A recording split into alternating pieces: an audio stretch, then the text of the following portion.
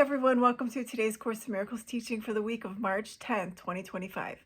But of course, these readings are timeless, so whenever you come across the material, the information is meant for you.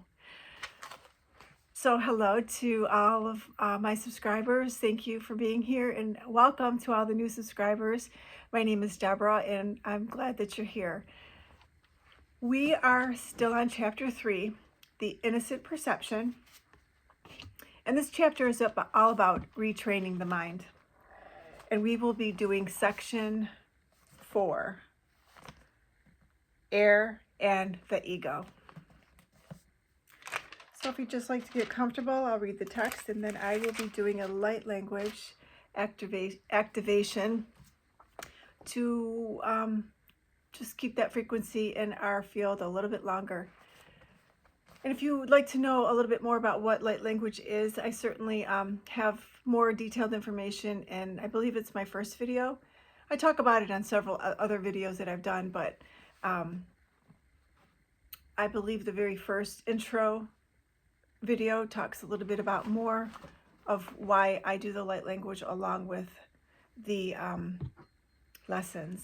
So if you'd just like to get comfortable, I'll be creating a safe space, and all that means is that I'll be calling in my guides, the Holy Spirit, Ascended Master Jesus, your guides and spirit team, to assist with bringing in this message in a clear and accurate format. And so I will just start by using these Tibetan chimes. It might be loud, so you might want to turn your volume down for this. Don't want to hurt your ears.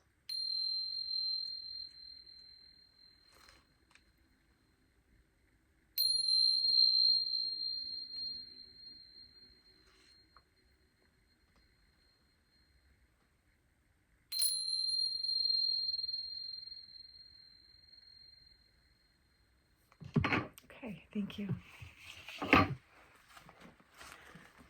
So let's get started. Air and the ego.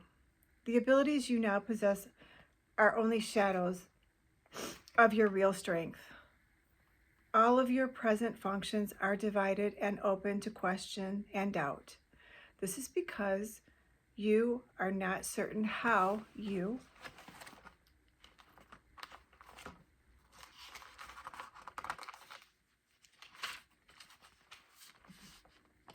will use them, and are therefore incapable of knowledge. You are also incapable of knowledge because you can still perceive lovelessly. Perception did not exist until the separation introduced degrees, aspects, and intervals. Spirit has no levels, and all conflict arises from the concept of levels. Only the levels of the Trinity are capable of unity. The levels created by the separation cannot but conflict. This is because they are meaningless to each other. Consciousness, the level of perception, was the first split introduced into the mind after the separation, making the mind a perceiver rather than a creator. Consciousness is correctly identified as the domain of the ego. The ego is a wrong-minded attempt to perceive yourself as you wish to be, rather than as you are. Yet, you can know yourself only as you are, because that is all you can be sure of. Everything else is open to question. The ego is the questioning aspect of the post-separation self, which was made rather than created. It is capable of asking questions, but not of perceiving meaningful answers, because these would involve knowledge and cannot be perceived. The mind is therefore confused because only one-mindedness can be without confusion. A separated or divided mind must be without confusion. A separated or divided mind must be confused. It is necessarily uncertain about what it is. It has to be in conflict because it is out of accord with itself. This makes its aspects strangers to each other And this is the essence of the fear-prone condition in which attack is always possible. You have every reason to feel afraid as you perceive yourself.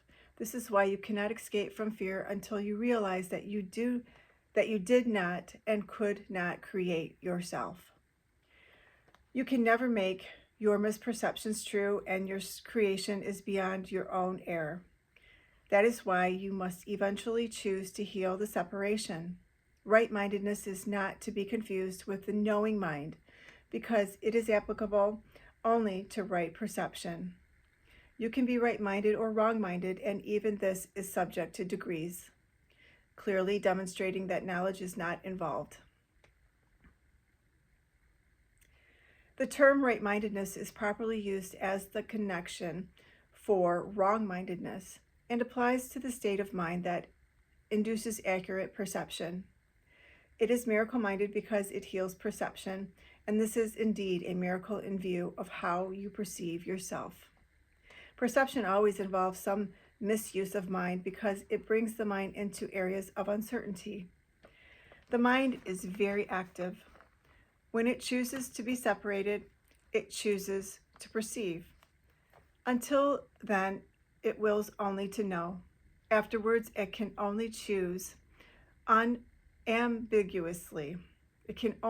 Afterwards, it can only choose ambiguously, and the only way out of ambiguity is clear perception. The mind returns to its proper function only when it wills to know. This places it in the service of spirit, where perception is changed. The mind chooses to divide itself when it chooses to make its own levels. But it could not entirely separate itself from spirit, because it is from spirit that it derives its whole power to make or create. Even in miscreation, the mind is affirming its source, or it would merely cease to be. This is impossible because the mind belongs to spirit, which God created, and which is therefore eternal. The ability to perceive made the body possible because you must perceive something and with something. That is why perception involves an exchange or translation which knowledge does not need. The interpretive function of perception, a distorted form of creation, then permits you to interpret the body as yourself in an attempt to escape from the conflict you have induced. Spirit, which knows, could not be reconciled with this loss of power because it is incapable of darkness. This makes spirit almost inaccessible to the mind and entirely inaccessible to the body. Therefore, spirit is perceived as a threat because the light abolishes darkness merely by showing you it is not there. Truth will always overcome error in this way. This cannot be an active process of correction because, as I have already emphasized, knowledge does not do anything. It can be perceived as an attacker, but it cannot attack.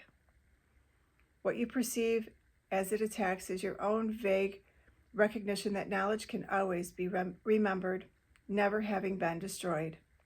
God and his creations remain in surety, and therefore know that no miscreation exists. Truth cannot deal with errors that you want. I was a man who remembered spirit and its knowledge. As a man, I did not attempt to counteract error with knowledge, but to correct error from the bottom up. I demonstrated both the powerlessness of the body and the power of the mind, the uniting my will with that of my Creator.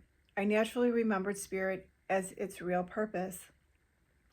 I cannot unite your will with God's for you, but I can erase all misperceptions from your mind if you will bring it under my guidance. Only your misperceptions stand in your way. Without them, your choice is certain. Sane perception induces sane choosing. I cannot choose for you, but I can help you make your own right choice. Many are called, but few are chosen. Should be, all are called, but few choose to listen. Therefore, they do not choose right. The chosen ones are merely those who choose right sooner. Right minds can do this now, and they will find rest unto their souls. God knows you only in peace, and this is your reality. So that is our lesson for this week. The Innocent Perception, Chapter 3, Section 4, Air and the Ego. So I'm now going to do a light language activation for this teaching. And let's see here. I have a bunch of crystals. And let's see which crystal would like me. This one's calling me here. We're going to use this crystal to do the light language activation for the teaching. Thank you, Spirit.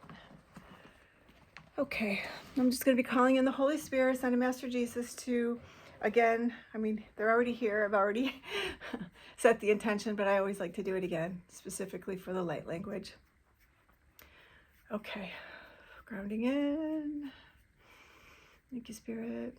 O shikade o ehedo hora beredo o bekada baredo o goridi o shikade o baredo do do go do do do do o do horo horo go edo o goridi o shikade o patti jota pa hero horo gorari ore gorari ore hero go horo horo go shikade o shikade idikade do apadada go o to hujukudu ehabada. Wow, that came in fast. Well, thank you for being here. I truly am blessed and grateful to be able to come and do these teachings for you every week. I hope you enjoyed this week's teaching. I'm sending you so much love, abundance, and I will see you next week. Have a beautiful week. Namaste.